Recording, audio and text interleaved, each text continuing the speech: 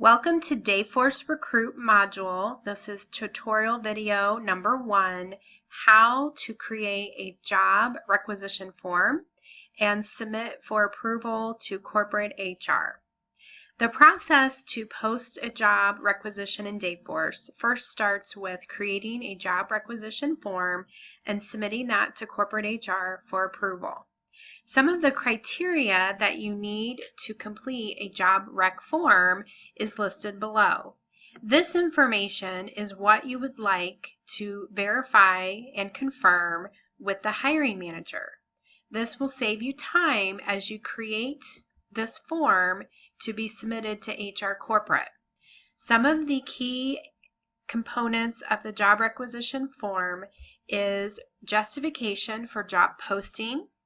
What's listed here are your drop-down menu options when you create that job rec form. So you want to verify and confirm with the hiring manager why this job is being posted. Reason for opening, again, these are your drop-down options. It's either a new position or a replacement. Job requisition title, this is how the title will be advertised on job boards, and job boards include external job boards and also our internal job boards available for our MS employees.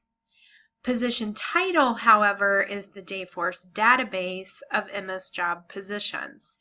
You will see that these two fields will be different. Hiring manager is the name of the hiring manager. This will be the person who will ultimately supervise the final hire for the job opening. However, you can have additional users. Additional users are names of any employees who need to review candidates and have access to the job requisition.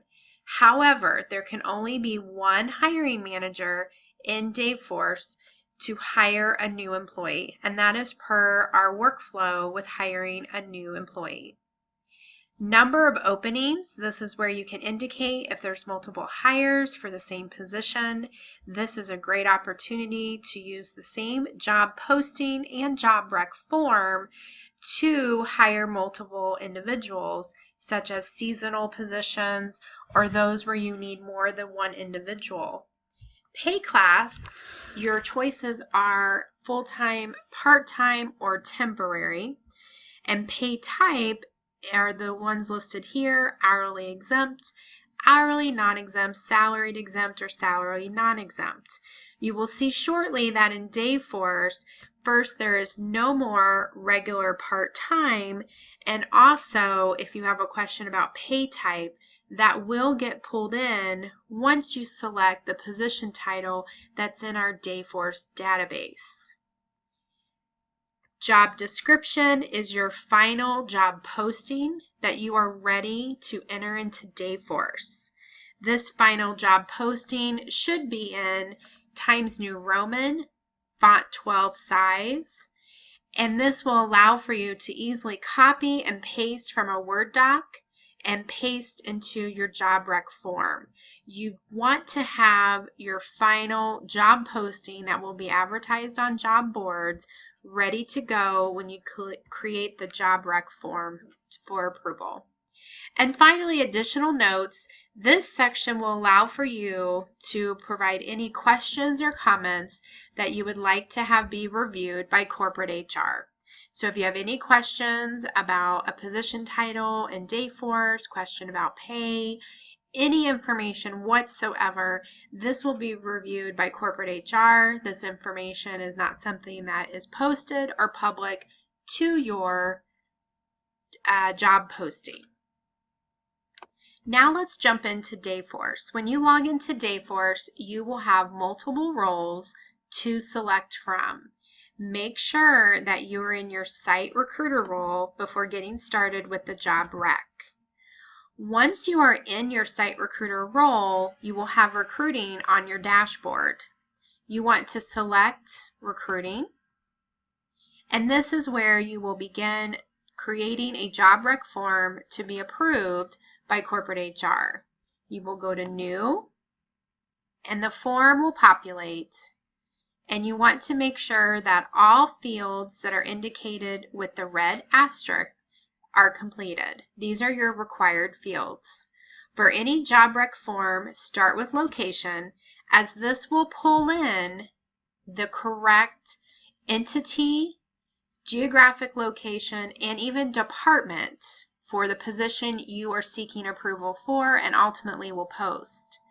The reason you want to do this is that this will indicate what options you have as far as position title. This feeds in from Dayforce, so the locations are tied to position titles that currently exist for that entity. Using Indianapolis as an example, you will see that we have multiple entities, and within those entities, we also have multiple job departments.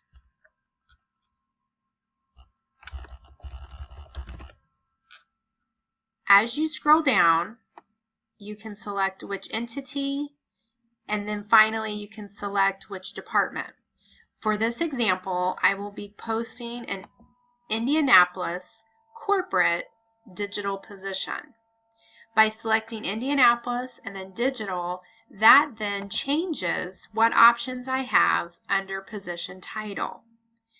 This role is actually a technical lead position, so I will try to seek and find a position that is the closest to a position that falls into a technical support role or technical lead. For this position, I'm going to select Technical Support Analyst. Once selected, I can then go into changing my job requisition title. I can edit that. I can then go through and fill out the form as I just spoke with the required fields. So reason for opening, this is a replacement. When you do get that indicator, you will have the option to where you can type in the employee that this role will be replacing. For this example, I'm not going to indicate the vacating employee. However, that is a great record keeping if you would like to use that feature. Justification for a request, this is a replacement. And I want to double check Indianapolis, digital, that's my technical support. I am not the hiring manager, so I'd want to select who my hiring manager is. Submitter will always default to your name as you are the submitter. This is my title that will be advertised. Now, the title of this job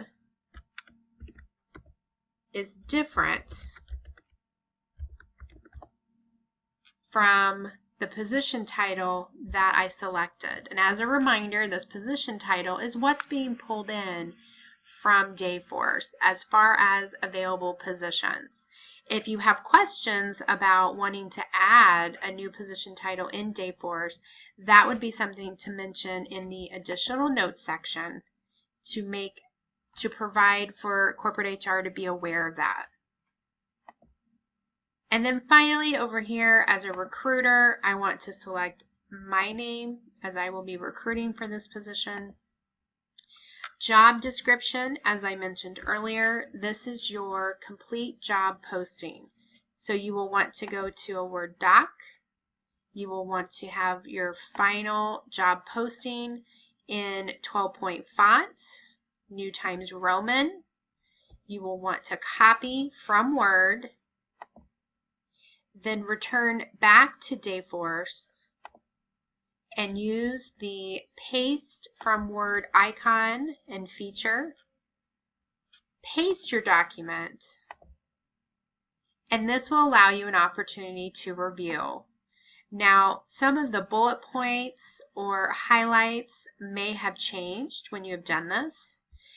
You want to have that Word document in as plain text as you possibly can.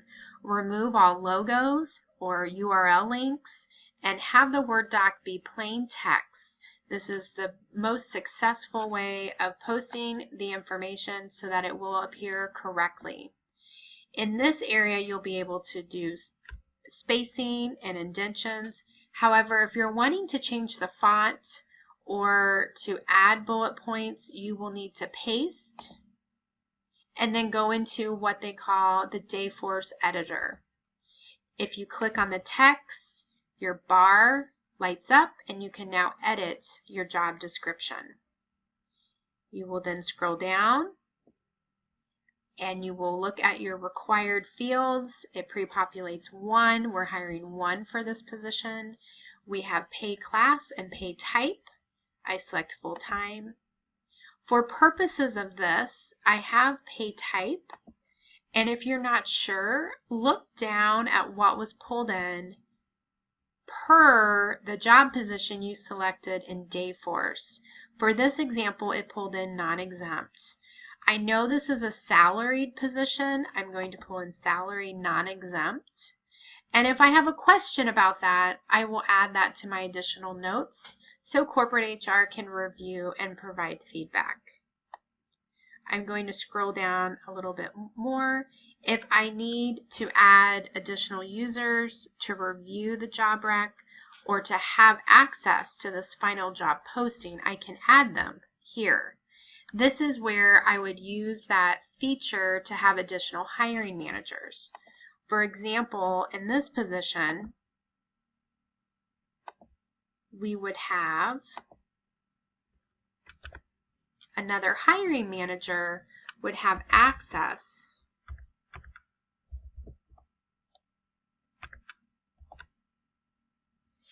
to this role. So I'm going to add Jordan.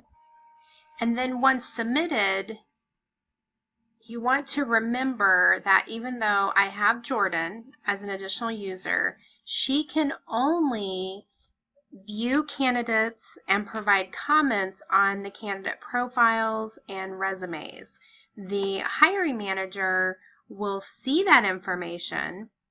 Here's the hiring manager, but ultimately the hiring manager is the individual who will be managing that position. So as you complete this form, remember, hiring manager is your ultimate supervisor who will be supervising the position, and additional users are only those managers who can view and comment on resumes, but their name will not be pulled into the final hire of any candidate for this position on a new hire form or be entered into onboarding as a hiring manager, as they will not be supervising this individual. So once all fields have been completed, you can certainly go back up and look and say, oh, maybe I want to add a pay group. I want this to go to corporate. But keep in mind that with any of these fields, if they're not required, you do not have to enter information. If you happen to know the information, you are welcome to enter, but you do not have to submit the form to corporate HR. So once this has been completed, then I can select Submit, and this form will be going to corporate HR for approval. Upon approval, corporate HR will then review, and then I will receive a notification that the position has been accepted and I can move forward with posting. How to post a job rec will be tutorial video number 2.